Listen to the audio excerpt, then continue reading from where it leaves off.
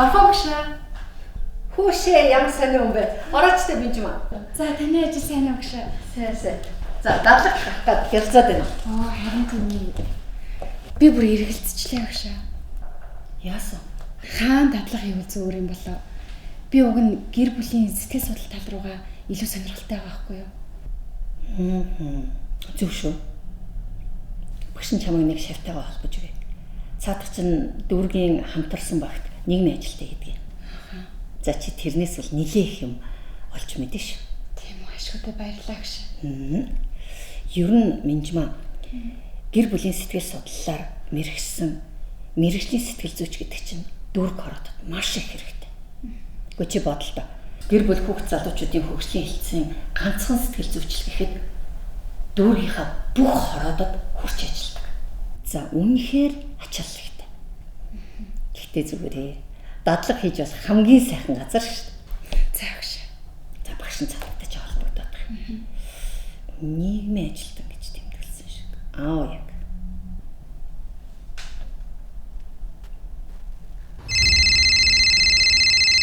Амрыг ирээ Чингэлтэй дүүргийн цагдаагийн нэгдүгээр эцсийн жижиг цагдаагийн оршуулж өгөөмөр сонсож байна.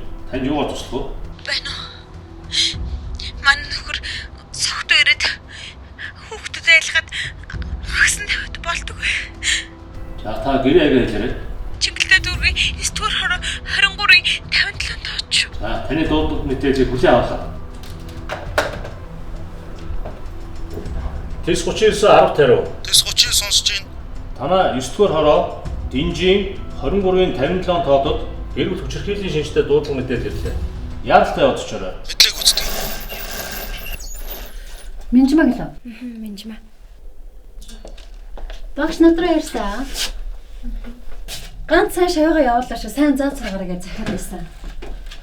Тэгсэн чи одоо их чинь сэтгэл зүйч нийгмийн ажилтан байгаад идэг. Гэхдээ хүүхэд залуучуудын хөгжлийн хэлтээс нэг мундаг сэтгэл зүйч байгаа. Тэрнтэй холбож өгье за. За, би хичээнэ.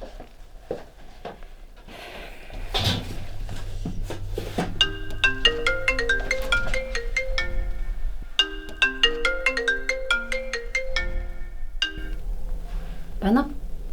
Байна гинэ. Гэр бүлийн хүчирхийллийн дуудлага ирлээ. За. Би мессежээр хагийн явуулсан. Чигээс яваад очоорой. За ойлголаа. За гэр бүлийн хүчирхийл гарсан байна да. Хойлоо одоо явна. Ингээл манай ажил эхэлсэн юм да. За гэрцээ. Энэ аягнаас өмнө бас нэг удаа гэр бүлийн хүчирхийллийн дуудлага ирж байсан юм байна. Сэрэмжтэй л ормоор байна. Давт юм байна л та. Шаардлагатай гэвэл хоёулаа нэмэлт төвчтүүд. За явъя.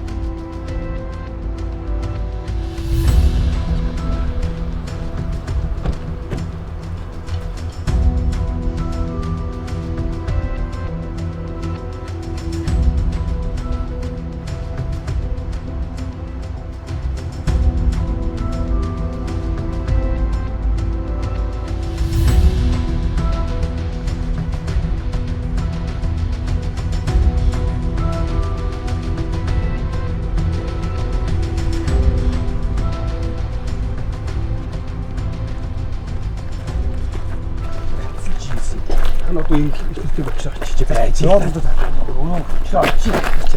Нэмэлт жоохон баамрыг. Багш чи юм байх хэрэг. Манай хаалга багш доктор аюулгүй байдлын үлгээ хийж. За за. Дөрөв.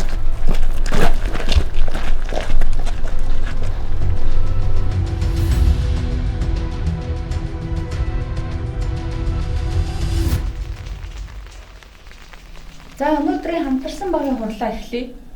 За Динжи 23-ын 57 тоотод үлдэгдсэн иргэн давгад холбогдох гэр бүлийн хүчирхийллийн асуудал дээр 2 дахь удаа хурал хийж байна.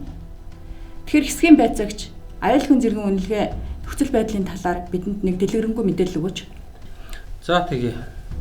Өчигдөр буюу 2023 оны 5 сарын 15-ны өдөр манай 9 дугаар хорооны Динжийн 23-ын 57 тоотод гэр бүлийн хүчирхийлэл гараад байна гэсэн дуудлага мэдээлэл манай цагдаагийн газрын 102 тоотод ирсэн. Дуудлага мэдээллийн дагуу шуурхаа яваад очиход иргэн давгаан гэртээ агсан согтуу тавьсан байдалтай их нэртэй гар хүрсэн. Гэрийнхээ эд хүчлийг эдэлсэн байдалтай байсан. Бид нар газар дээр нь шуурхаа арга хэмжээ аваад аюулгүй зэргийг нь тогтоогоод иргэн давгаагийн согтуулын зэрэг нь өндөр байсан болохоор нь эрүүлжүүлэх байранд хүргэсэн байна. Иргэн давгаа эрүүлжүүлэх байрнаас өнөө өглөө гарахад нь тайлбар мэдүүлгийг авсан. Миний хувьд бол ер нь энэ иргэн давгаа нь манай цагдаагийн газарт урд өмнө гэр бүлийн хүчирхийл үйлчилсэн бүртгэлтэй байдаг болохоор хуулийн дагуу дараагийн арга хэмжээ авах саналтай байна. За эсхийн ахлагч Нандин цэцэг. Нийгмийн ажилтан оюунаар хохирогчтой уулзсан тий. Та хоёрын саналаар ямар вэ? Гэр бүлийн нөхцөл байдлын үнэлгээ хийгээд хүүхдийн эрсдлийн үнэлгээ хийсэн. Тэгээ аль нь 3-аас дээшгүй удаа тийм буюу эрсдлийн үнэлгээ өндөр гарсан. Ийм учраас хохирогчийг нэг цагийн үйлчилгээний төвд хүүхдийн хамт авч байрлуулад байгаа. Миний бодлохоор нэг цагийн үйлчлэгээний төв дээр очиж хохирогчтой ярилцсан. Хохирогчийн хувьд цаашдын амьдралдаа итгэлгүй бие сэтгэл санааны хувьд маш хүнд байгаа учраас гэр бүлээ цуслуулах талаар бодолтой байгаа хэлсэн.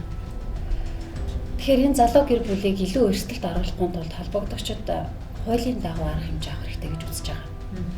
Инхээр хүчирхийлэгчийн зам үйл өөрчлөх албатан сургалтанд хамрагдах шаардлагатай гэж үзэж байна.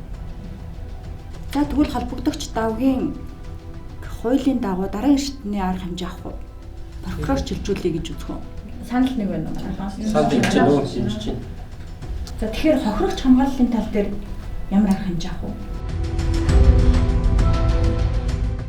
Өнөөдрийн хуралдаанаар зөрчлийн тухай хуулийн 5-ын 4-р зүйлийн 4-ийн 1, 4-ийн 2 дахь хэсэг заасан зөрчил үйлдэж, прокуророос дүгнэлт үлдэж ирүүлсэн дагавд холбогдох зөрчлийг хянан хэлэлцэж, тухайн хэрэгт холбогдогч дорж тоогтой дагавд 21 хоног баривчлах. Энэ хугацаанд зан үйл өөрчлөх 40 цагийн албадан сургалтанд суух шийтгэл оногдуулж байна.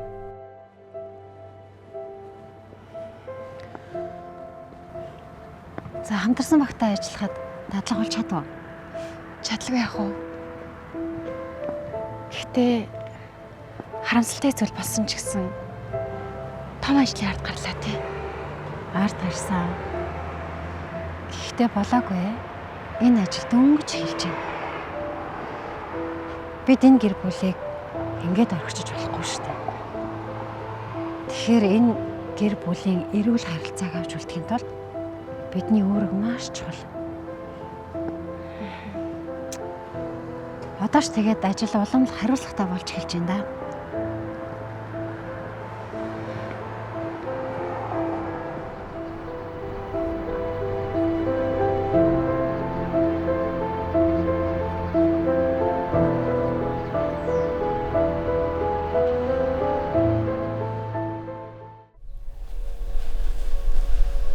Өглөөний мэд.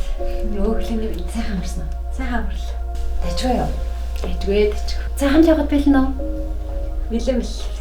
Миний ах ихчдэг хамт авчид төр за. Хичээлийн дараагаар би эргээд аваад ирнэ. За. Баяртай. Баяртай миний ах. Баяртай ээжээ.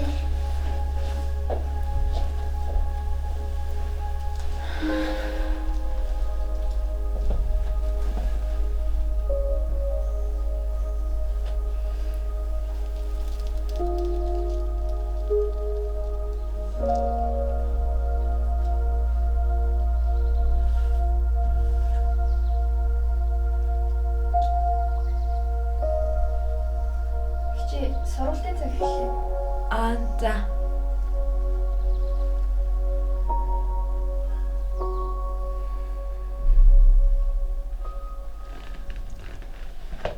Гэр бүлийн хүчирхийлэл маргаан хоёр маань хоёр өөр ойлголт. Гэтэл хүмүүс энэ хоёрыг хольж хоёр мөн ойлгоод идэг л да. Маргаан гэдгээр бид нар юу хэлж гэнэ үү гэх тэгэхээр хоёр тал маань хоёулаа ижил тэнцүү байр суурьтай байдаг. Хүчирхийлэл маань оролцогч хоёр талын хин нэг нь илүү давуу байр суурьтай болчдөг. Өөрийн үзэл бодлоо нөгөө хүндээ тулгадаг. Энэ нь бие махбод болон сэтгэл санааны хувьд дарамт учруулдаг байгаа. Тэгэхээр энийг бүгээр та юу яриад байгаа? Уучлаарай өөрчлөлт ойлгомжгүй зүйл байна уу те? Байна. Хүчирхийлэл маргаан хоёр ялгаатай малгаатай ч гэж. Тэр чи хин тамаатай. Суу энд албан суултаа өгч. Үгүй харин тийм. Би одоо ингэ хүчирхийллээ хийчлээ. Одоо яаж шийдэглээ аваа зүр тэнцнийг хөвчиж болдгүй юм уу? Тань заавал таны энэ балал ярьсан чи суух ёстой юм уу? Нэтэ. Чи суучаа. Би ч гэсэн чамш хэд өдрийн буруудалд бас чиний буруу. Үгүй харин тий танд ч гэсэн залхуутай байгаас та нарт бүгдээр нь залхуутай байгаа ш тийм үстэй. Хилээч тий.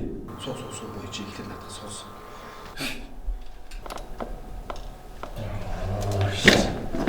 За хэдүүлээ хичээлийн өргөжлүүлээд орё тий.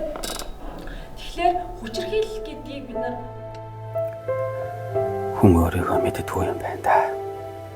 Хизээч би өөрийгөө эхнэр хүүхдийнхээ зүрхэнд айц төгшөөр хуруулад босгосон амьдрал тулсан тооноо нурааж хаяхад ойрхон очсон чинээ бодсонгүй.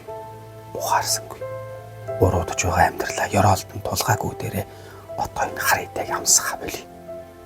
Харцаараа бөөцөлж хайрандаа боож өсгсөн хүний сайхан охиныг авч суучгаад атагтан энэ термин тэнд өрхийн орлого нэмэгдүүлэх сургалтанд сууж эцсийн хүртэл надад итгэж байхад би гэж тэнэг толгой хар ус гудраад зан үйл засах албатан сургалтанд хамрагдаад амьдралаа самраад сууж байх ч гэжтэй.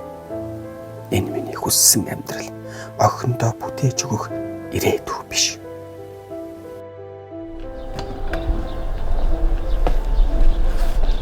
Оо, сайн байна уу? Сайн байна уу? За давгаа дайчгүй юу? Давгаа. Сургалт ир санагдав. Яах вэ? Албатан сургалт гэж жоохон нэр нэвгүй болж амьдралд тийм анзаарах их олон зүйлийг ярьдаг юм байна. Арай л муухай ажтэй л гэж бодож. Манай хатаж юу нэр? Танаа хоёр дайчгүй. Эхнэр чинь нэрээ өнгөрсөн 7 хоногт өрхийн орлогын нэмэгдүүлэх сургалтанд хамрагдсан. Охин чинь хичээлээ таслаагүй сайн байгаа. Бас өнгөрсөн 7 хоногт хичээл явуулсан. Таны яаж явна? Намайг дууч. За давгаа. Ер нь чиний яаж хамтаас хамаарна. Өнөөдөр манай дөрөвт эрэгтэйчүүдэд сэтгэл зүйн төлөвлөгөө өгөх байгуулагдсан шүү дээ. Тийм, тэр нь яг.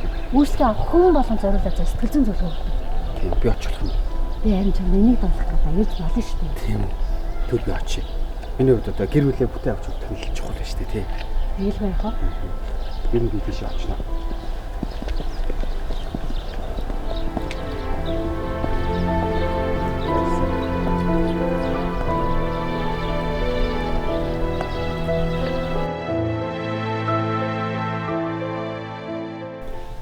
Би барилгын ажил хийдэг байхгүй.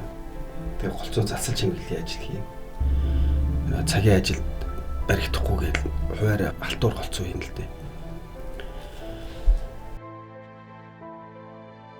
Тэгээд нэг ажил хийхэр хүмүүс арх авч өгнө. Тэгээд нөгөө нэг зориулаад аваад өчгсөн архийг нь уухгүй байхаа нь болохгүй юм шиг санагдаад тэгэл уuna. Тэгэл арх угаарч чинь шууд гэртээ ярина гэж яахгүй. Тэгэл хоноод хүнжүү дамжаад уучна. Тэгээд гэртээ ярихаар нөгөө охин сүлд айд болчихсон. Надаас. Яагаад гэвэл би нэг хагсан тавьд үлдсэн байхгүй. Тэг нөгөө хагсан тавьд үлдэн сүлдээ бүр зуршил болоод ингээд тавтаад. Тэгээд эхнэр намайг ингээд одоо уухай болоо амьдралаа бодё гэд хориглох гэхээр би одоо амьдралаа авч явах гэж байна. Тайрын төлөө явж гин гээл ууж байгаа шалтгаанаа ингээд өмөрн. Тэгээд миний ань хөөрх юмтай амьдралынхаа төлөө тэгэл санаа зовсонд бол намайг орхилдог байсан байна. Тэгээд тэр намайг нэг уулахгүй байгаа сүулдэ надтай тэмцээд байгаа юм шиг ядаргаатай санагддаг болчихсон. Тэгээ би ингээд огт өөр хүн болчихсон байсан. Тэгээ сая нэг сар шахам уухгүй байх хугацаанд маш их зүйлийг ойлголоо. За инхээр давга ухаал үзэж оройтдгоо. Энэ нийгэмд эрэгтэйч эмэгтэйч бүх хүмүүс тэгш хэрэгтэй байдаг. Гэр бүлийн нандин харилцаа маань эхнэр нөхрийн биенийг ойлгох, уучлах, хүндлэх харилцаан дээр явагддаг. Хамгийн гол нь алдаагаа ойлгож ухаалж авч нь хамгийн чухал ахгүй юу?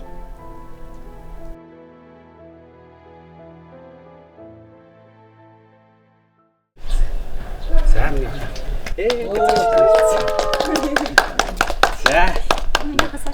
Одоо найзууд ингээд. За миний охин ингээд. Одоо охины найзууд нэрнэ. За тэгээд миний охины төрсөн өдөр төрөлцөн ирсэн хүндтэй зочдтой баярлалаа. Намайг одоо амьдралд алдаж, хөл алдаж тэгэж буруу явхад намайг сэрээж ойлгуулж одоо ухааруулж өгсөн та нартай чин сэтгэлээсээ баярлалаа. Тэгээд эрүүл гэр бүлийн харилцааг ингээд бэлгэлсэн та нартай чин сэтгэлээсээ одоо талархаж явах болноо. Тэгээд та нарын нүдэн дээр ханыгаа одоо үргэлж одоо хайрлаж явах болно гэдгээ амлаж байна. Охиныгаа үргэлж ад жаргалтай байлгана гэдгээ бас амлаж байна. Тэгээд би үг мөг хэлэхдээ бас жоох юм уу?